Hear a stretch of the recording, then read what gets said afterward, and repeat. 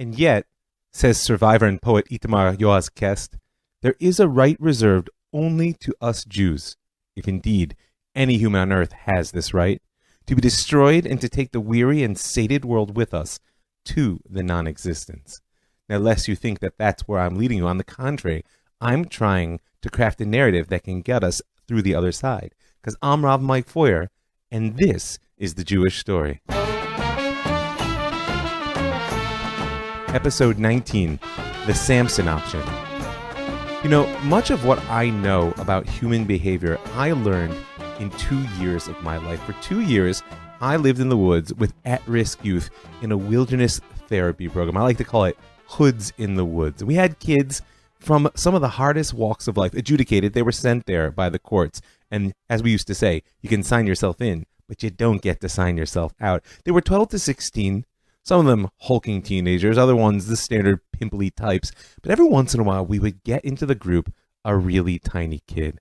And I got to tell you, it was a bit of a jungle out there at times. To say that the power dynamic was hierarchical is a gross understatement. In a world in which might makes right, or the very least might rules, you'd think that the little kid was always at a disadvantage. So I was always looking out for them until I discovered that, in fact, there is another dynamic at hand. And that's what I like to think of as the theory of the crazy little guy. We got a kid in our group once. We'll call him Marcus, for lack of a better word. He couldn't have been much more than 4 feet tall, probably weighed all of 80 pounds soaking wet, and yet he radiated a kind of crazy energy that instinctively made everyone back off. And as I decided that I needed to get to the bottom of this mystery, I poked around a little bit, asked some questions, listened, and I discovered that all of my guys, all of my boys, had something that I call that theory of crazy little guys, which is very simple. It's like this. If you're little in that dog-eat-dog world out there, you're obviously at quite a disadvantage. So how do you take care of it? Well, here's how you do it. The first time anybody crosses you, no matter what it was, whether it's a punch in the face, a trip in the hall, a knocking your books off your desk, you simply go ballistic. Freak out, bite ears, break glasses, kick, scream, punch to the point where you have to be physically restrained. And you see, once you do that 2 or 3 times, there's no sliding scale of reaction. Anything which is done, anybody who crosses you in any way gets the same reaction. Well, everybody learns to just back off. I mean, it's not worth it. Why provoke the madness when you're just looking for a little bit of fun? And that theory of crazy little guys actually taught me a very important lesson about management, particularly in that environment, which is that if people are not entirely certain what you might do next, they're quite hesitant to cross you in any real way. You know, somewhere back in the 50s, General Moshe Dayan, when he was the Minister of Defense, said Israel must be seen as a mad dog, too dangerous to bother. And that kind of lies at the heart of the story that I want to tell today. Because what we're talking about today is the Samson option. This idea that Israel is in fact a nuclear power. I know we're going to lay out the details of how we got there and the question of why it's a question, but for now I just want you to hold the sense of psychology that lies behind. Is that a people who had suffered powerlessness and tremendous torture for 2,000 years suddenly comes through the furnaces of Europe and finds themselves back in their land with enormous power at hands, but surrounded by tremendous enemies. And their primary posture is one of mad aggression. Israel must be seen as a mad dog, he said, too dangerous to bother. And suddenly, we find ourselves in a world in which there's 2 types of sticks. There's the average, and then there's the truly big one. Well, which one do you think that we're going to reach for? Good morning, good afternoon, and good evening. And welcome, hipsters, to another episode of Hips News. With the recent development of celebrities placing the spotlight on certain individuals with overwhelming control of certain areas of our society, such as war, politics, pharmacy, and Hollywood. With the spotlight on these certain individuals, the actions are direct within of the world's economic plunge into a great deficit. That's a question that we might seem to have placed upon us. These recent focused on such individuals Our matters are, in a sense, the beginning of something bigger in the works. Who are these individuals and what is the end game? With a look of how this affects and who are they and what blame do they have to take in such powerful positions, we will look then upon to see what shall be done. If they are found guilty, will they be removed, replaced? And if so, will these individuals give up their position of power? What could be the result? We will look into the Samson option and how it could be the ultimate end game. I'm your host, Vessel One, and with me, always Vessel Two. Vessel Two, how are you this day? All is good in the kingdom, man. This is going to be another interesting episode. I feel like Toto trying to pull back the curtain and see who's behind it, who's controlling, who's the puppet master. There you go. All right. With that, let's move right into it. The Samson Option is the name that some military analysts and authors have given to Israel's deterrence strategy of massive retaliation with nuclear weapons as a last resort against a country whose military has invaded and/or destroyed much of Israel. Commentators also have employed the term to refer to situations where non-nuclear, non-Israeli actors have threatened conventional weapons retaliation, such as Yasser Arafat. The name is a reference to the biblical Israelite judge Samson who pushed apart the pillars of a Philistine temple, bringing down the roof and killing himself and thousands of Philistines who had captured him, crying out, "Let me die with the Philistines." Israel refuses to confirm or deny it has nuclear weapons or to describe how it would use them, an official policy of nuclear ambiguity, also known as nuclear opacity. This has made it difficult for anyone outside the Israeli government to describe the country's true nuclear policy definitively, while still allowing Israel to influence the perceptions, strategies, and actions of other governments. Okay, a small introduction to the Samson option. Any thoughts, Vessel Two? Yeah, the Samson option sounds like what's going on right now. It's kind of relevant to what's going on and what's happening in or between Russia and Ukraine. Right, And exactly. Russia has nukes, There you go. and Ukraine is, well, the president, he's calling for the obliviation of Russia via nuke. And there There you are go. small rumblings of strategic nuclear weapons should be used to settle this dispute between these two warring relatives, basically, Hatfields and McCoys. There you go. Yeah, that's it. Just to put it out there, recently, about a month and a half ago, as we all know, the artist formerly known as Kanye West, now Ye, he did a tweet and he was saying that he was gonna go to sleep and he was gonna wake up and do. He was gonna be ready for DEF CON 3. Am I correct? Yeah, that's what he And said. so, right. So, just a little bit of from Wikipedia. It said DEF CON, the Defense Readiness Condition, that's called DEF CON, is alert state used by the United States Armed Forces. And DEF CON 2 was the Cuban Missile Crisis. And then you got DEF CON 3 was the Coupler War. On October 6, 1973, Egypt and Syria launched a joint attack on Israel, resulting in the Yom Kippur War. the United States became concerned that the Soviet Union might intervene on October 25th. The U.S. forces included Strategic Air Command, Continental Air Defense Command, European Command, and the Sixth Fleet were placed at DEFCON 3. So, with that information, that sounds like you said a little bit like the state that we in now. Over the Yes. following days, right. Over the following days, various services reverted to normal status. Sixth Fleet standing down on November 17th, and that's interesting.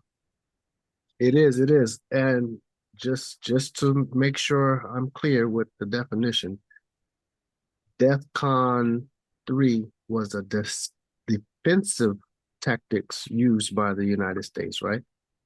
That's correct. That's what it Just says. just in case something was to pop off, they were in a strategic positions to defend themselves or whoever they were, or not, maybe not themselves, but allies at the time. Allies. That's correct. That So is so different. once Kanye came out with that tweet stating DEFCON 3, the media went out and posed that text as he was going on the offensive. There you go.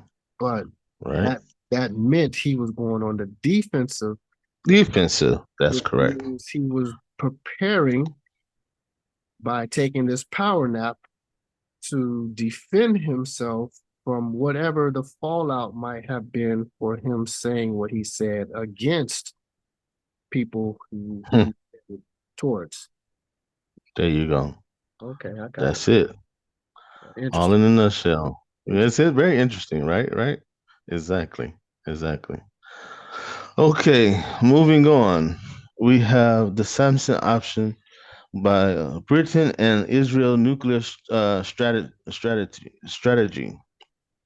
And this is off the channel History Debunked. And this individual, he's going to break down and explain more detail about this Samson Option. Let's see what he has to say. Hello again. Several people have mentioned the Samson option in comments here. In fact, a few people have simply commented Samson option with no other words attached to it, as though everybody would understand to what it referred and how important it was. So I thought it might interest viewers if I went into it for a little bit, as the origin of this awful policy is not widely known, perhaps. In the 1950s and early 1960s, when Britain, France, United States and the Soviet Union were the only countries with nuclear weapons, two main strategies were considered for their use. One of these was counter-force, in which nuclear weapons would be used to strike each other's military targets, such as airfields, armoured columns, bases and so on. The other method was counter-city strikes, in which you lob hydrogen bombs at your enemy's cities and hope this causes them to surrender. Britain didn't have enough nuclear weapons at that time, and I'm talking now in the 1950s, for them to be a serious player at nuclear war. They would soon run out, so they couldn't really play the Russians at counter-force. So they came up with a strategy which they thought would deter the Russians from ever attacking their country. This was known as the Moscow Option. Few people seem to have heard of the Moscow Option, which is mentioned in a briefing paper to which I provide a link in the description to this video. The Moscow Option was brilliantly simple, although almost guaranteed to bring disaster to the entire world if ever used. The British decided that they didn't need masses of nuclear bombs. All they needed was to ensure that they could destroy Moscow. This is why Britain has for over 50 years always had a nuclear submarine on patrol, armed with missiles aimed at Moscow. Even when the Ivans had an anti-ballistic missile system protecting Moscow, the old Galosh missiles, which have been retired now, the British made sure they could launch enough missiles to overwhelm that system and make sure that at least one would penetrate the defences and destroy Moscow. In this way, it was thought that the Russians would never attack or try to invade Britain because the price would be too high. It would mean the loss of their capital city. Of course, the drawback to this strategy for everybody was that if Moscow was to be taken out by a nuclear weapon, the Russians would then fire their weapons randomly all over Europe and probably at America too, not being sure who had actually destroyed their city. It would be impossible for them to work out who had obliterated Moscow, and they'd very likely treat any ally of Britain as being equally responsible. In other words, if Britain ever used the Moscow option, then it would almost certainly precipitate a worldwide nuclear war. The British knew this and felt pretty sure that this anxiety would stop anybody in Russia from harming Britain in the first place. Of course, the real purpose of this policy was to discourage American isolationism. If the Americans ever felt like withdrawing from Europe or abandoning Britain, then this would make them think twice. Even if they did pull out of Europe, Britain could still drag them into a thermonuclear war with Russia all by their own efforts. It was a form of nuclear blackmail, which forced America to do its best to ensure that Britain was never put in that position. One country in particular was enormously impressed by this dreadful scheme, which effectively threatened the entire world with destruction just to keep Britain safe. Israel called their version of the Moscow option the Samson Option. The reference is, of course, to Samson in the Bible. It will be recalled that he was captured by the Philistines, blinded, had his hair cut, which took his strength away, and kept a prisoner for years. Of course, in the course of time, his hair grew back with it his strength, but the Philistines kind of forgot this. One day when they had a big festival, they brought Samson out to mock him. His strength may have left him when Delilah got somebody to cut his hair, but it had now returned. He pulled down the pillars of the building in which the feast was taking place, thus killing himself and his enemies at the same time.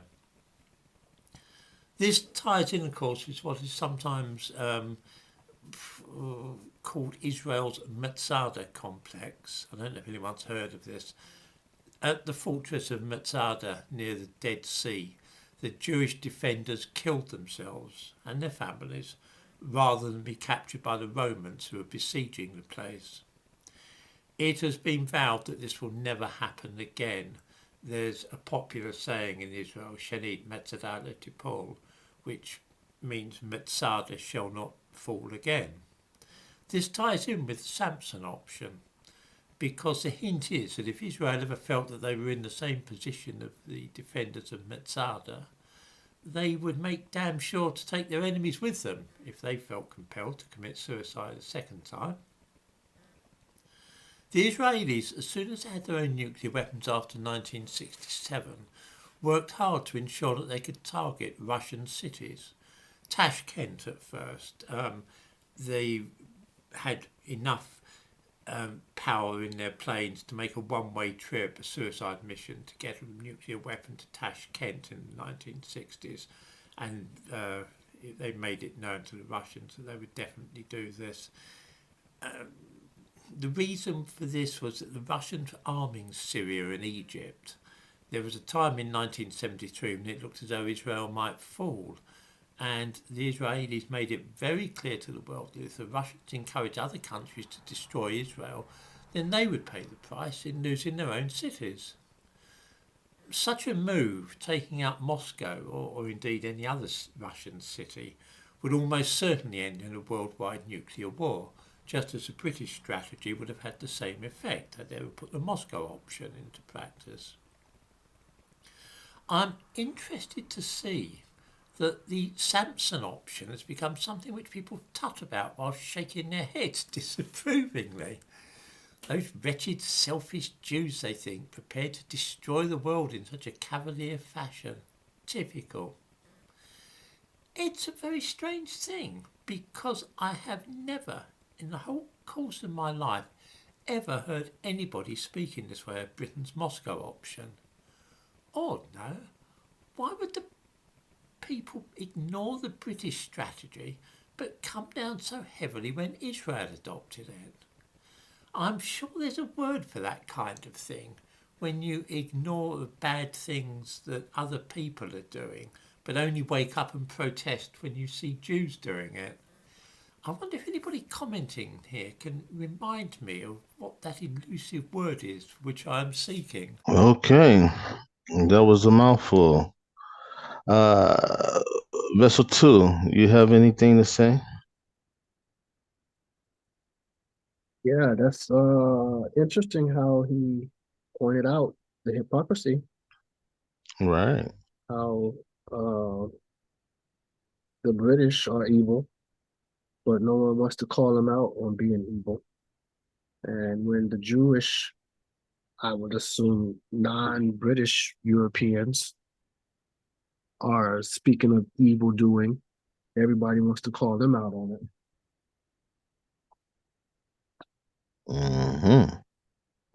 Yeah. So I mean, yeah, because normally like if you ever happen to pass or see any of his prior videos, he's very opinionated about Britain and how Britain, is a very strong country and he supported, his people.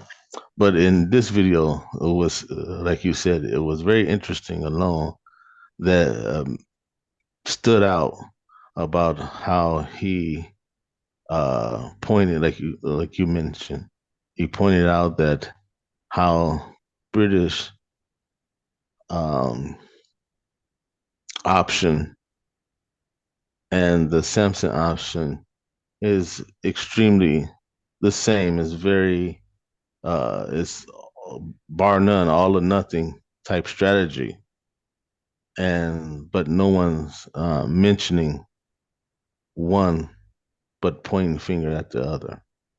So Yeah, one one this is one quick correction. It's called yes, the Moscow option. Yeah, yeah, the Moscow yeah, option. it That's wasn't. correct. It was done by the British since Right, 1967, but it was actually called the Moscow. They was trying to get rid of Moscow. Russia, which is the same thing that's going on right now. Well, exactly. Yeah, exactly. But the reason why I implemented Britain is because it was them who created the option. Yeah, of course, it Right. was the Moscow. But you Right. know how it is. That's the hijack, the wordplay, the doublespeak. There you go. That's right. That's it. That's it. Yeah. It's the European mind. There you go. There you go. Yeah. So I mean, with all this information coming out and again, you now having for the past month, celebrities and people in very high profile positions, little by little coming out speaking about certain individuals, what they call in Hollywood mostly, but not limited to uh, political handlers.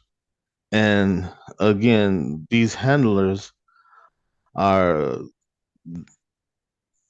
time after time again are found to be a certain class of certain culture or people that's in these high profile, powerful positions. And what it seems that they're manipulating and controlling um, what all these individuals are necessarily or not necessarily um, aware of, so-called aware of. And like most of these individuals, they're in positions where they're dealing with medical, military, political positions, and I find it to be very interesting in that manner. So, um, any thoughts? Any other thoughts or that you have? Yeah, this is borderline insanity. Yeah, And yeah, um in America right now there's talks of civil war, but I'm trying to understand who is going to be fighting in this civil war and who's controlling it. But at the end of the day, it seems like more or less this is a European problem. of course. And they are headed for self-destruction, which is the course that they've been on since their creation. So when do you just step back and let them go ahead and do what they want to do? Or should we always be the humane populace and try to prevent them from doing what they want to do? It's a toss-up. Yeah, that's true. But I mean, again, like you just mentioned, it who's gonna be the hero of this story? Who's gonna take the high road and come in and put things in its proper perspective and somewhat manage or handle this. There are all cultures that will be affected if you just let this happen.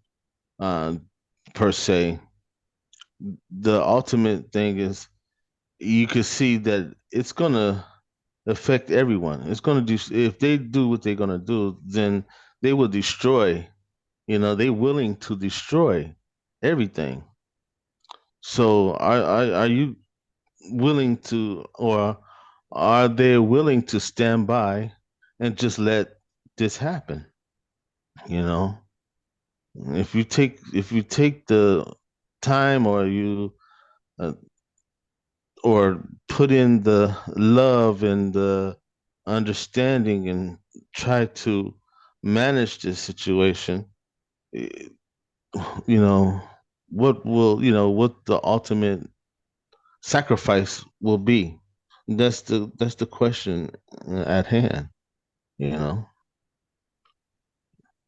Yeah, like I said, it's a toss-up. I'm not sure which side is to be declared the right side, but Okay, these yeah. these uh, these groups, as Mr. History just stated, since 1967, Britain has been Yes. eyeing Russia as its sworn enemy since 1967. Right. That was before I was Right. born. So if they were, warmongering since before I was born, uh, I'm pretty sure this is going to continue until it can't. Right. Right. Right. So either way, it's going to happen. I just don't know how it's going to be preventable unless they all seem to turn a new leaf, which is impossible for them. Yeah. But 2023 is around the corner, so this episode mostly in the sense of a prediction that I see that of course next year you got the upcoming election and who's gonna be there, and like I was mentioning, a lot of these individuals are in power dealing with um, political things. So it's gonna be an interesting year, to say the least. A lot of things is gonna open up and carry out, and we're gonna see a lot. On a late September night in 1979, an American satellite picked up two super bright flashes in the middle of the Indian Ocean. The next day, President Jimmy Carter called a meeting in the Situation Room. Everyone agreed. This was a secret nuclear test. But who was responsible? The first suspect was South Africa, but they didn't have the technology. So the US looked at one of South Africa's close military allies, a nation technologically advanced enough to stage a massive nuclear test and secretive enough to pull it off in the dead of night. Israel. There was just one problem. Nobody knew for sure whether Israel even had nuclear capabilities. And this is still true today. Even though the whole world assumes they do, Israel will neither confirm nor deny it. But why? There's a Hebrew word for Israel's nuclear policy, amimut. It basically means deliberate ambiguity. Experts guess that Israel has between 80 and 400 nuclear warheads today, but nobody knows for sure. Israeli leaders have always been quiet about their nuclear ambitions. A strong military defense has been the cornerstone of Israel's survival since its creation in 1948.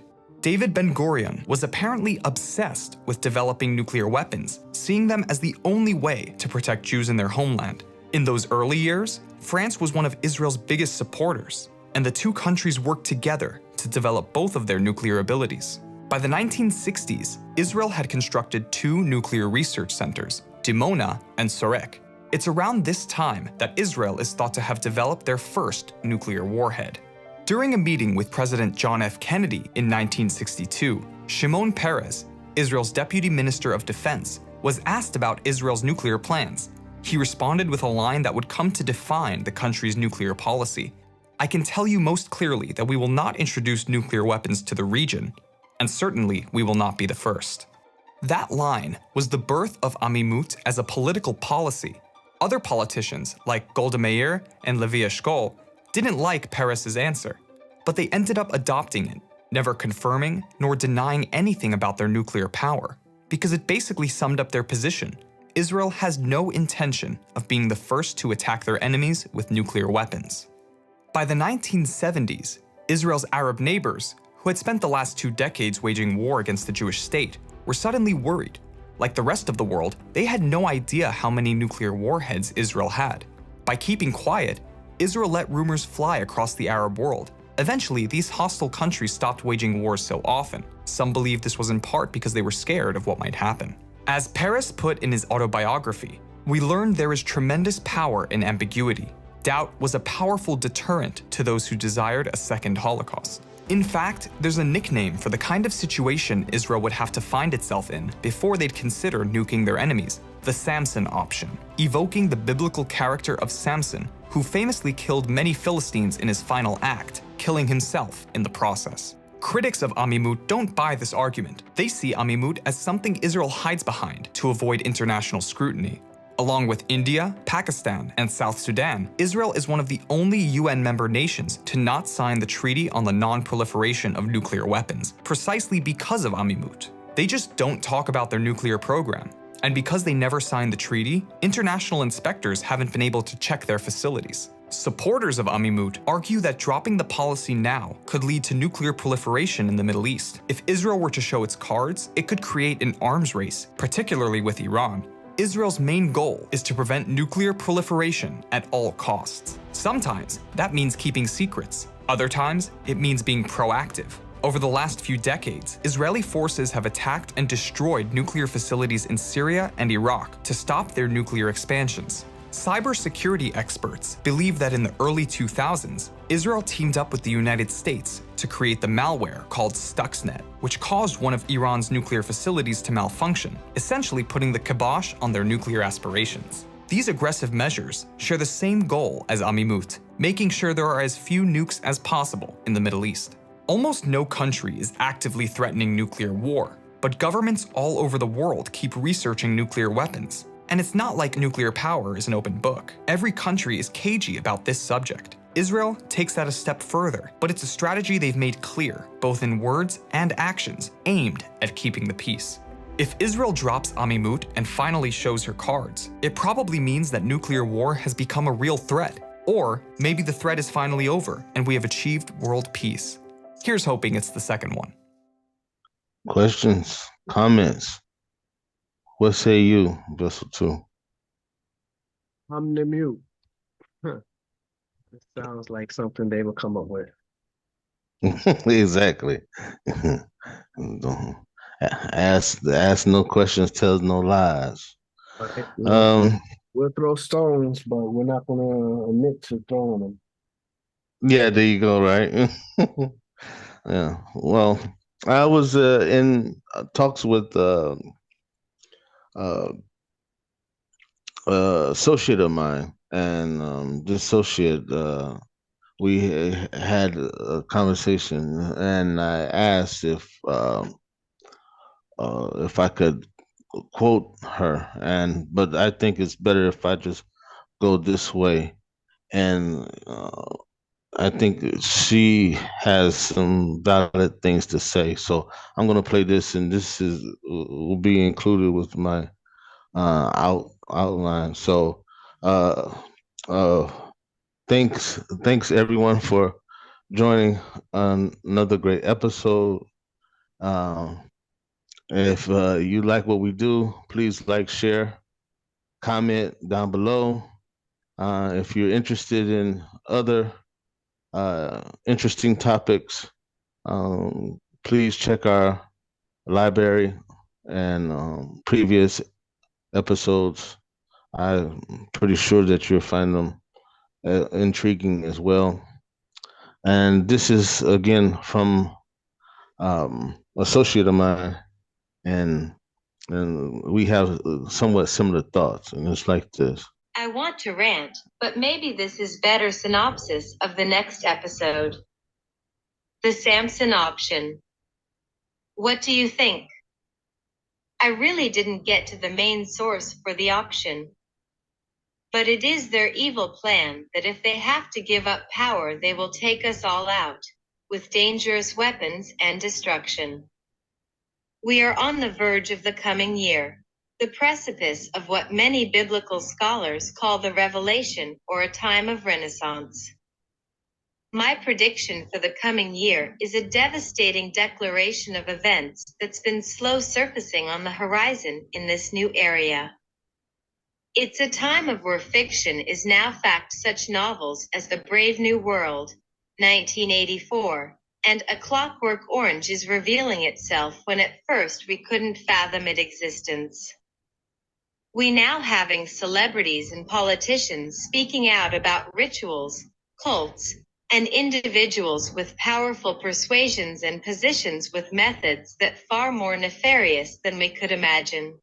I'm Vessel 1, and again with me, Vessel 2, we both signing out. Vessel 2, can you grace us with your final thoughts? Final thoughts. Please stand on your square.